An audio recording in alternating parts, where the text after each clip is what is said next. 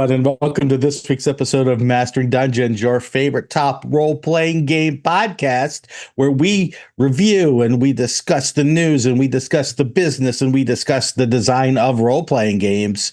I'm Shawn Merwin, here with the not at all terrifying Teos Abadia. Hey, Teos. Hello, Shawn. I am excited to talk about Tomb of Annihilation in our very positive section. Yeah, you're holding it. I'm holding it. It's easy for me to be very positive about this adventure because it is one of my favorite adventures of all time. I'll just say it right now in this news section.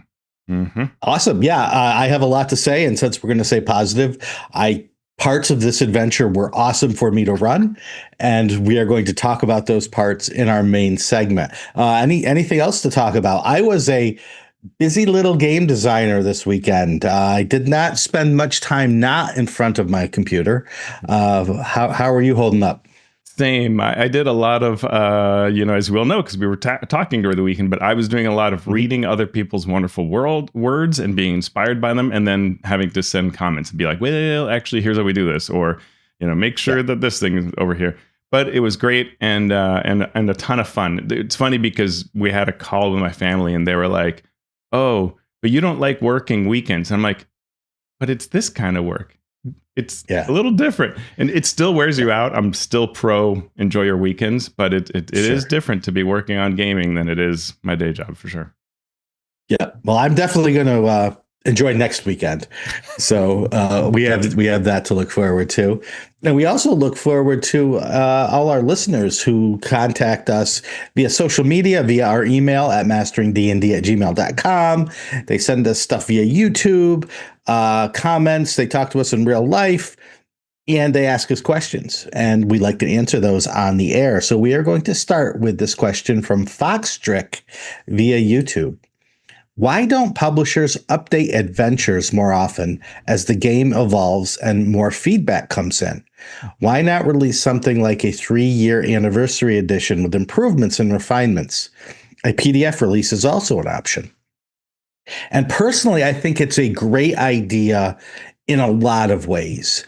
I would love to see adventures updated both for errata and for different views of it, bringing into line with 5.5 in some cases, but also add additional comments or content like GM advice or other content. As you get feedback saying this part was hard to understand, you could add a box to say, hey, this is how this is supposed to run. However, not all publishers are going to be able to do this. And a lot depends on the audience and the investment that it would take to make it happen. Mm-hmm. To do a really good release would cost not as much to make the original product because a lot of art goes into that. Mm-hmm. And if you're not changing art, the cost will be less, but the cost will still be significant enough that your return on the investment will likely not be there. So that's the short reason for why it's not done, even in PDF releases. So yeah, I when I first read the question, my immediate answer was because money, because you're just not going to make them. If you re-release Tomb of Annihilation, as great as it is for Teos, Teos will buy it, but will anyone else really buy it? But I think that this idea, as I was thinking of kind of your words and the intent of the question, I think there is a path here, but you have to you've got to fly the Death Star trench to nail it. Happy May 4th, day of our recording. Yep. And so to do that, you have to have some way that you prove the value, keep the costs low, and that the sales will zero out like that, right? So I could see something like if you did on D&D Beyond only, and boy, wouldn't it be great in PDF? Here is an alternate way to start Tomb of Annihilation with the Death Curse. Or here is, Out of the Abyss with a smaller group of NPCs and a few other tweaks, right? Like just take those obvious things that everybody talks about, right? The clear, this adventure is great, but, right? So take those obvious things, address them. And if you were to package those together with some new encounters that you could run in any of them, I think something like that could fly. It's possible. That isn't just re-release each book, Yeah. because I think that is an issue. And we really did get this for 5th edition. We got this, and it's called the DM's Guild. And it wasn't Wizards of the Coast that did it, right? It was third-party creators who did a wonderful job of taking the published adventures, breaking them down, adding encounters, changing encounters, giving their take on it. And those are some of the best-selling, at least early in the DM's Guild history, those were some of the best-selling products. And why is that great? Because Wizards of the Coast doesn't have to outlay that money. The content is still, for the most part, if you find a creator you like, really, really solid. Yeah. They are making money because their production costs are much lower. And you're getting, as the consumer, what you want. And this is why I loved the DM's Guild and think that there is still a future for the DM's Guild with some business changes to it. And maybe we will see some of that work its way onto D&D Beyond, not necessarily through Wizards. Yeah. It would. You're right. I mean, there was a kind of golden era where, you would get the El Terrell adventure, and you would get things like, Guild Adepts releases. We'll talk about that in our main segment a little more. You would get alternate beginnings. You would get new backgrounds and fixes and things like that, or even how-to rides, right? The guides. There were these great guides that would be put out, and they were just so helpful to DMs to figure out. I mean, I remember using one for Princes of the Apocalypse, and it really sorted everything out. Like, oh yes, this is what I should be doing. This is what the adventure's trying to tell me. And yeah, it's great. Yep. So great question and good idea. We'll take one from Junterland Games. Junterland. I don't know what accent I should be using there. Via Patreon.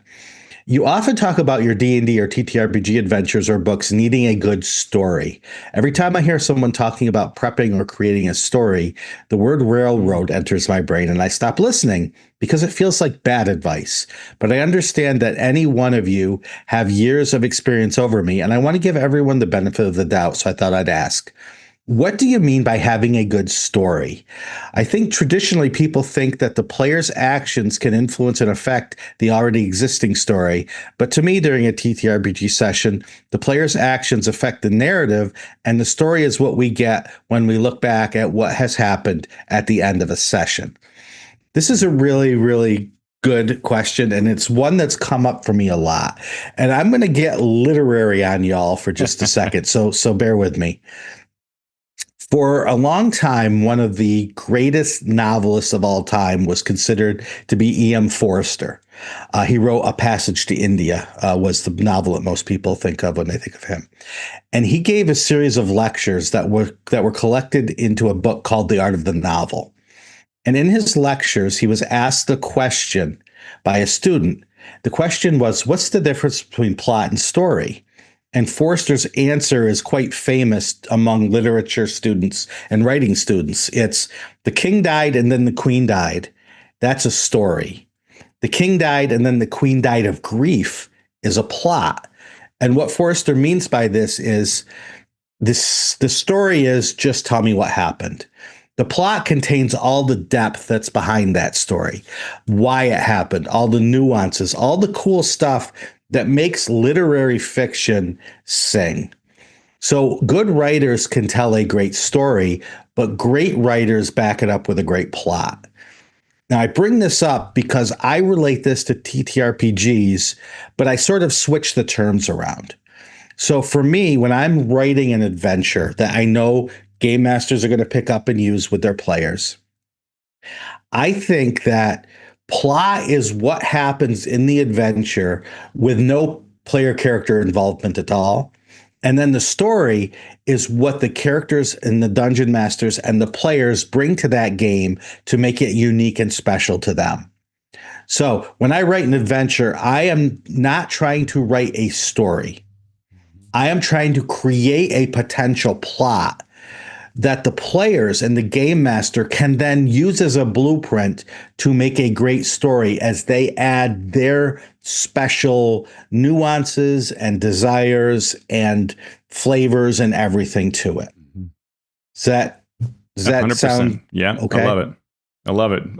If I were to add to this, I think there are a number of views, and probably where this question's coming from Yunderland Games is the question of sort of emergent play where there almost is no plot to begin with. And everything is emergent play, emergent story. The story is what we put together. And then there is the kind of play that you're talking about, that you and I most often work on, where there's something like we'll talk about today with Tomb of Annihilation, right? There is a plot structure going on. Yeah. And even if you might at some point have a big sandbox area to the adventure as it does, we can still structure that out as a plot. But the plot has this big weight to it, right? And it's almost like when you play a game like D&D, you get to experience a movie. But it's your movie. That's why it's the story part. It's your movie. You're walking around in it. You very well surprise your DM all the time. But it's not just all made up, right? There is a death curse. There are things that are going to happen. The villains are doing things. And so it a lot of it depends on that mode that you're playing, right? And so what I would say to this question is, if your game is more than just emergent play from happenstance, then you want that story to be good, because that plot, because it is carrying weight, right? If we don't care about the death curse, it's a bad story, right? If we don't care about what is happening in Cholt, and if we don't care about the merchant princes and all the components of the adventure, if those don't inspire everybody through play, and including the DM, then it's bad story, right? Or it's weak story or mediocre story, whatever it happens to be. That's where it matters, right? A great story. You read this, even the back cover, and you're excited. You read the introduction and the overview, and you get excited to run this thing. Doesn't mean there won't be lots of emergent play, but at that level, it's really great, right? Right. And so this is why when I hear a word like railroad, when you're referring to a published role-playing game adventure, I have to give the benefit of the doubt, because so often that word is hurled around by people who don't understand what it actually means, or they're just being dismissive of something they don't understand. So what Teos is talking about is Tomb of Annihilation, I'm going to use my terms, has a great plot. It has a plot that will draw you in. But with a great plot also comes that structure which funnels players in certain directions. That is not a railroad. That is called a plot. Yeah. If you take one of the adventures that inspired Tomb of Annihilation, Tomb of Horrors, that plot is, hey, there's an evil dude and he's got this place, go into it. Yeah. And you go into it and there's a bunch of weird stuff happening, but there's literally no one to talk to in that entire dungeon, except maybe the enchanted siren-y type creature. And there are no real, the choices are just like, do I click this or not, left or right? Right. It's not, do we, free this thing, or there's very little, and you don't change things, right? You exert yourself upon the dungeon, but you're not making big weighty decisions and so on. Yeah. Right. And so that is still a plot, but that is a very weak plot. And I don't say weak in terms of bad. I say weak in terms of it doesn't draw the player in and need to tell a specific story. The characters can bring whatever baggage they want and put it into that. So they can still make a great story from a weak plot. So this idea of railroad, like it's like a linear or like a structured plot is bad. Right. Railroad really means that when we, the players, want to do a thing, we can't. It's on rails, right? So if I say, wow, that's really interesting what we just learned, I want to go to the local broadsheet publisher in town and expose the villain for who they are. And the DM says, no, you need to run to the temple and stop the ritual. Right? That is a railroad, because you want to do a thing, but you can't. But if you naturally say, oh wow, what? There is a ritual that's going to happen. We've got to get to that ritual, and everybody's on board with that. That's linear, but it's not a railroad, right? You want to do adventures. Adventures don't railroad. Adventures don't railroad because they're not running the game. Game masters can railroad. Game masters can railroad because they don't want to deviate from an adventure. But adventures, the adventure is not sitting on the table talking to the players and interacting with them, right? The game master is. Now, that doesn't mean adventures can't be wrong. That doesn't mean adventures can't be bad. Right. But that particular term means you try to do something and the game master says, no, you cannot do that. Yeah. And that's on the game master. Well, and they may do so out of lack of knowledge or experience. Right. They may feel they have to run the adventure. Adventures are better when they let you know the powers that you have and should be employing. Right. And when they naturally breathe life and openness and choice and so on, so it doesn't feel like a railroad. But yeah, I mean, it's interesting when you and I reviewed Daggerheart, and it proposed as the default sort of method of running a campaign that you not prep a plot, essentially. Right. And instead, that at the end of every session, you think about, well, where does this lead us? And that, on one hand, can be great advice. And I would actually go as far as saying every GM should try something like that. Try running a campaign that way. I will also say, when I have run campaigns that way, I eventually ran out of space.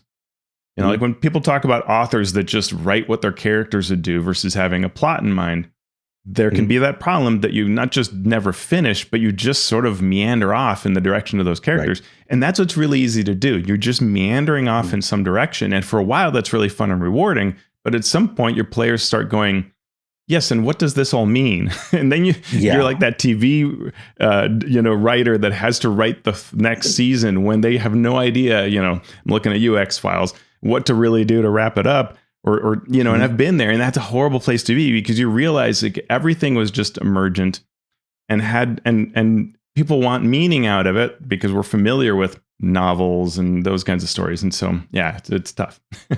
Yeah.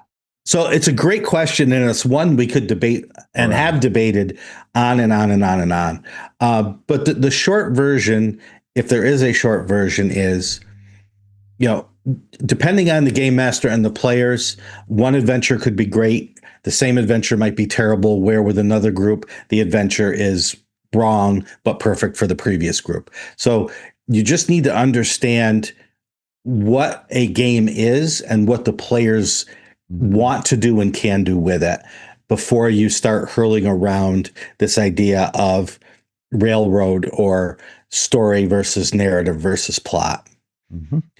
All right. Thank you for those questions. We've got some more in the queue, but we need to get to our news and commentary section because we want to talk about D&D on the television show Ted. Season 3 of Ted, the show featuring the rude talking teddy bear, had a D&D episode. A friend of the show, Dave Clark, said that it is available. It was available starting on March 5th. And it seems to be getting a new push as Ted Season 2 became the most popular sitcom on streaming in all of April. Wizards also put out a promo video that looks amazing, ish. Yeah. They cleverly weave D&D into this and Ted together for this D&D Beyond commercial. So, Teos, take it away. Yeah, a couple of thoughts. So first, on the commercial itself, it's really seamless. It feels like you're watching like the promo for the episode, which my guess is a lot of the footage is. And then it sort of just seamlessly weaves into like, and come on to D&D Beyond and play D&D here. Really great. Except, man, no mention whatsoever of paper books. Like, buy the player's handbook? Nope, not like it's just come to D&D Beyond, right? And boy, that's a choice. Whew. As much as we've heard folks, even on this show, say that D&D Beyond knows paper is king, boy, it does not feel that way. But let's get back to the promo. Amazing promo, really great looking. You can also go to the D&D Beyond website and claim free themed characters: Blair the Rogue, John the Wizard, Maddie the Cleric, Susan the Fighter, Ted the Bard. And the actual play Dungeon Masters show had a side quest extra episode that was sort of a prequel going back in time to back when they're in Baldur's Gate. Max Burkholder from the show, who plays sort of the main kid that talks to Ted all the time. He is playing with the rest of the cast, does a great job playing as Barbarian. Sometimes he's correcting people, sometimes he's being corrected, but he clearly has a fair knowledge of D&D. It's fun little show. So I thought that was all really great. And it was the kind of energy I would have loved to have seen back when Stranger Things was coming out, back when Baldur's Gate 3 was first coming out. And even if this came out in March, so we are a little bit off timing wise, far closer to the mark, I think, of promoting a thing when it happens, and smart to do it, especially if, as Dave Clark says, this is getting new attention. Mm-hmm. Now, Shawn, I did watch that show. Mm-hmm. Yeah? How was it? I guess it was good. Ted is not the show for me. I think in general, shows where we laugh about how stupid we are worked for me when I was a lot younger. And everybody is just very dumb the entire way through. I did laugh. I thought the first movie was funny with all of its swearing and stuff. There's a fair bit of that. But it's not like a redeeming quality show. Feel good about yourself. It's not high art. It's very lowbrow, and it knows what it's trying to do. Everybody is bad at being family. Have you met my gaming group? Yes, no, that would be perfect. Yes. See, yes. I rest my case. Your Honor. The main thing of the plot is that they need weed. And that's why they play D&D, which is maybe not the best tie-in. If we go back to some of the history where like D&D, Gary Gygax asking, no, don't include D&D because, we were afraid this is a drug reference, even though it wasn't. So this is literally all about play D&D in order to get weed. It is, it is very well shot, like great effects and stuff like that. The CGI and all that makes it good. The quest is pretty reasonably a D&D. So that part of it's great. If you're okay with like the humor and stuff, then I think this was great because you're in for that. And on top of it, you got this, here's what D&D can be like. It does a good job of going from at the table to in world. It does that really, really well. And I think, no surprise given the DM who's running it. And so, that makes it just really, that part is great. It's just it's all potty humor. It's all just how much our family is disintegrating and how terrible we're terrible people. But other than that, great job. The DM that Teos mentions being Brennan Lee Mulligan, of course. Yeah. He's so, of course great. And yeah. Mm-hmm. All right. We go from the height of joy to the depths of despair with more on the Diamond Bankruptcy.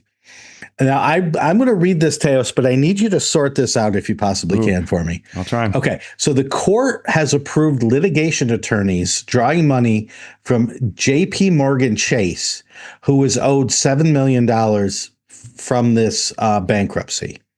So the court approved the JP Morgan Chase paying attorneys for the other side. That's correct? Yes. And so I think the problem here is that essentially it's like a give to JP Morgan Chase and the banks to say, hey, you get this, you can draw money from the overall problem, go more into debt to try to litigate. And part of the litigation is against Alliance. It's also against the people who have all of that consignment inventory. Mm-hmm. They were sued by the sort of new entity group. I don't even know what they call it. So like a Green Ronin was sued individually by this entity to say, you cannot take out your inventory. And so I think money's even going to that. So everybody who is involved in the case that isn't the bank is essentially going like, whoa, you're taking money out of the pot, which is even less for us to then get back. And so I think that's what this really is about.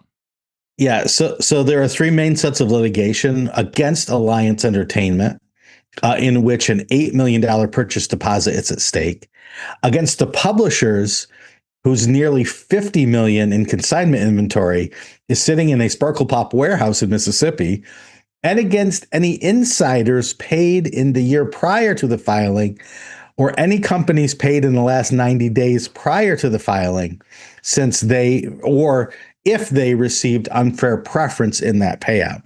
So not only are people suing Diamond, they're all suing each other and other people who've been paid, and it is turning into a catastrophe of just outlandish proportions. Welcome to corporate America, everyone. A little better news. D&D Beyond is releasing class packs. Packs will include 3 subclasses, 2 backgrounds, and 7 feats from the 5.5e Player's Handbook. You get 2 species from Mordenkainen Presents and Monsters of the Multiverse, a level 3 pre-made character, and D&D Beyond digital dice. So this is sort of a return to some ad hoc purchasing. If you want to not buy all the books and stuff, but you want to buy a class, you can get that little bit of content. Yeah, it's a smart thing to offer. I think it's something that people have been asked for. It is interesting, this sort of mix of like throwing in these Mordenkainen's species there. And there's that weird thing we've talked about before where they label things as 5e or 5.5 and it's sort of like, isn't it all compatible? Like, why are we? But yeah, but otherwise, I think it's a smart move.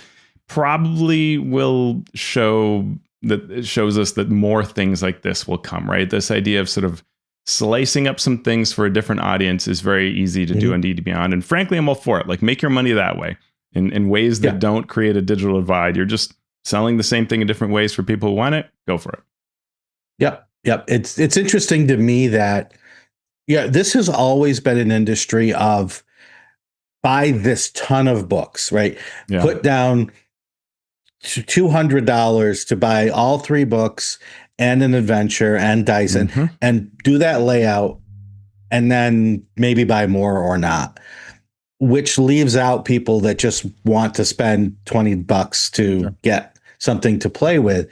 And so taking that into the digital realm is interesting to me as a concept to see if there is an audience for that, because if there is an audience for that, that means the game is still growing. Because people are coming to test things out.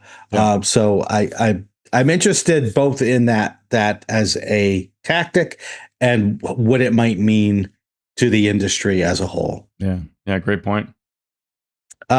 Mist Horrors Season 3 of the Dungeon Masters Play Pack is out. This is an encounter for level 5 characters based on the 3rd episode of Dungeon Masters.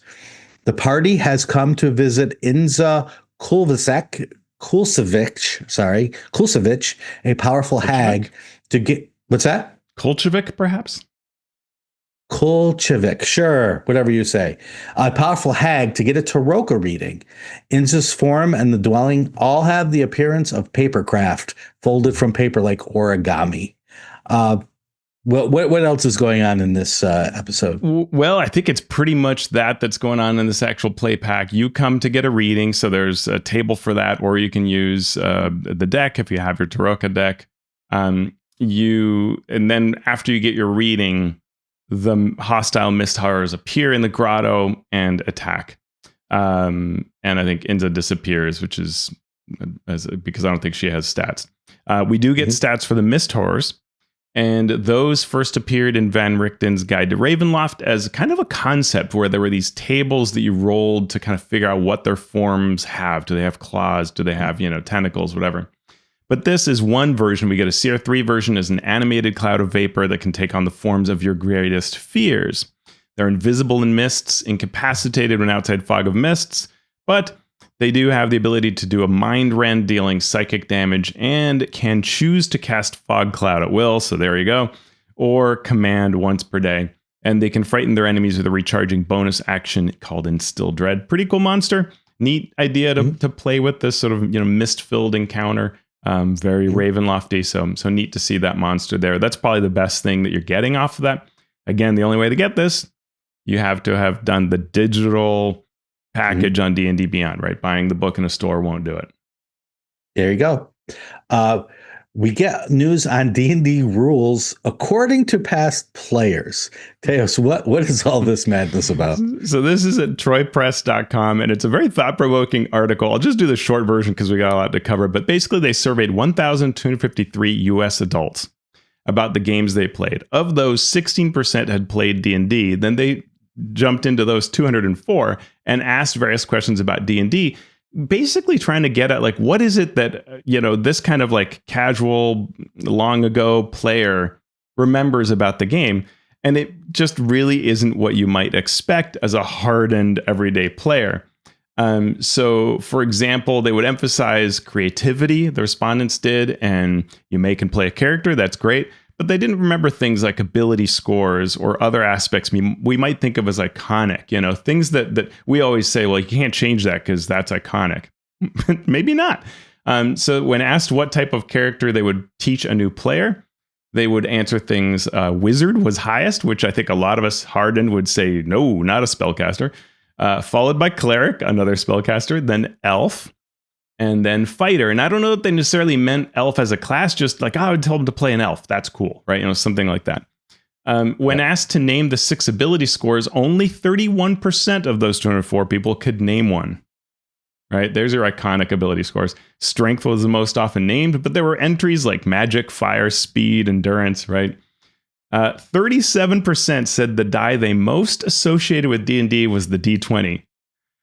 Only 37%, right? 22% said the D6.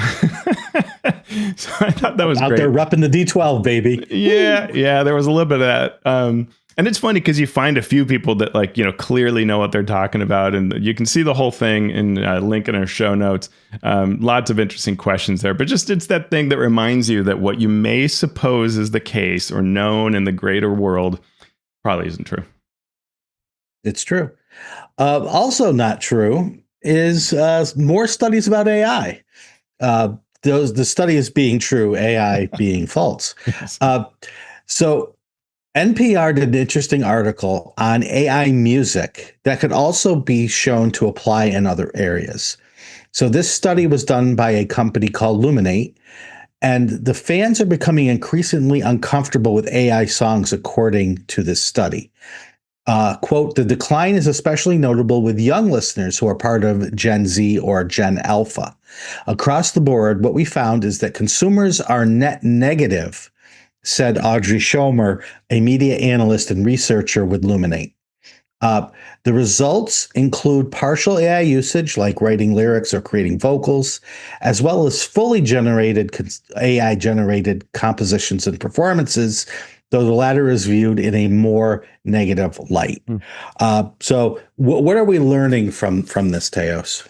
Well, it's really interesting because what they're saying is from May to November, there was sort of a lot more positive, and now it's really changed to be a lot more negative. And this article goes back and forth on sort of what might be the reason for that, because there's actually been an enormous growth in AI-generated tracks. So French music streaming company Deezer said that approximately 44% of daily uploads are now AI-generated, but there is no sustained uptick to match that in listening to AI. AI songs account for less than 3% of total streams on the platform, and there's no growth. And in fact, the majority of what's uploaded is deemed fraudulent and ends up being demonetized. So people aren't responding to it no matter how much they're being bathed in the slop. And maybe it's because, and they postulate a number of things, like it might be because artists are starting to speak out and say, why are you doing this? Or why is someone using AI to create a black R&B voice that is theoretically singing to the struggles we deal with, right? Or listeners who are now seeing their jobs threatened by AI and going, you know what, maybe this isn't the wonderful future I thought it was, and maybe I hate this technology. So we also have, I don't know how to pronounce this, but here we go. The Engine de Patrine argument for UBI. What does any of that mean, Teos? Well, talk me through it. This is a fascinating blog that we linked in our show notes. It's found at scottsandtens.com. And it is a long read, but essentially what this read is saying is why UBI, Universal Basic Income, actually is super critical for society and how it ties into art and geniuses and a lot of other pieces. And stay with me because it's really relevant to our hobby. They talk about things like Albert Einstein could make enough as a patent clerk that he could have the time to think, because a lot of his really amazing ideas came while he was actually working a day job. And then, but he has this ability in his life. He has the time. He doesn't have to walk around, drive an Uber. He can sit and think about, how physics works. And what is it worth to society, possibly, to land another Einstein, right? Wouldn't we want to do everything we can? Because what is the worth of an Einstein? Like, it's immeasurable monetarily, right? The article looks to Ireland, which in 2022 studied how artists benefited from a €325 payment with no conditions for 3 years. And then they look at another study as well that basically tried to, in a number of ways, say, okay, some creators are lucky, some aren't. Should we give the lucky ones money? Should we give the ones who haven't had an opportunity yet? And what they found was sort of like funding the ones who are already very successful did very little, but not always.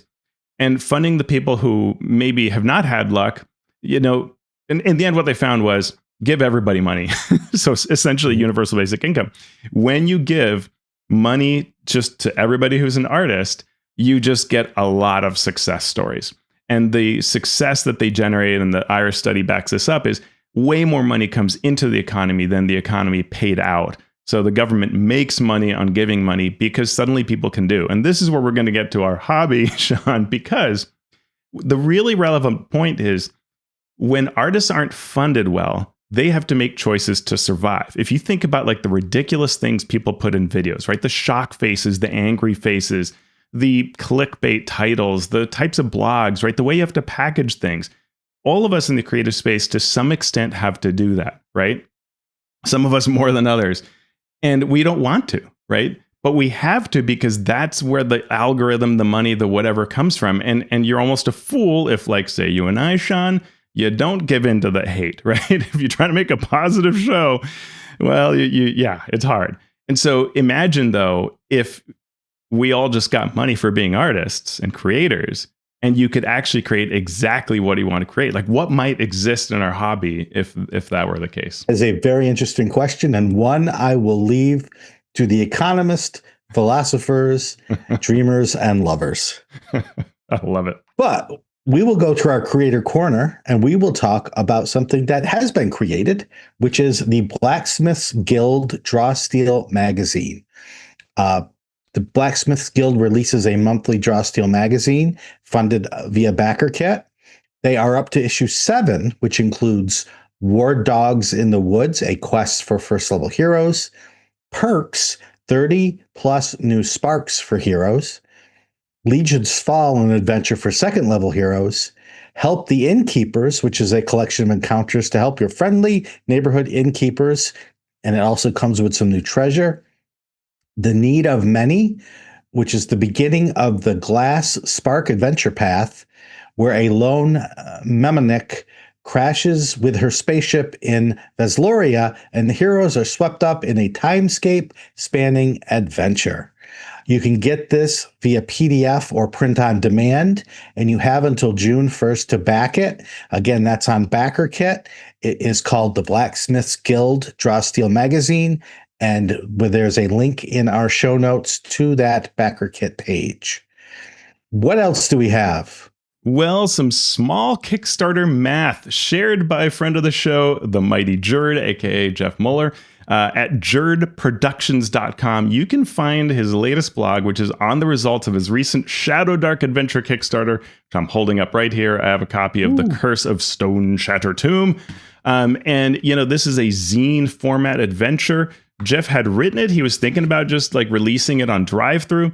And he was talking to Jeff Stevens, friend of the show, who encouraged him to crowdfund. So Jeff shares what he started with. Under 1,000 followers on Bluesky, 100 Mastodon followers, no mailing lists whatsoever, maybe potential word of mouth from fellow industry members, and a nearly complete project. So he launches it during Kickstarter's Zine Month. He shares 10% of his sales with Jeff Stevens in exchange for Stevens' mailing list and guidance.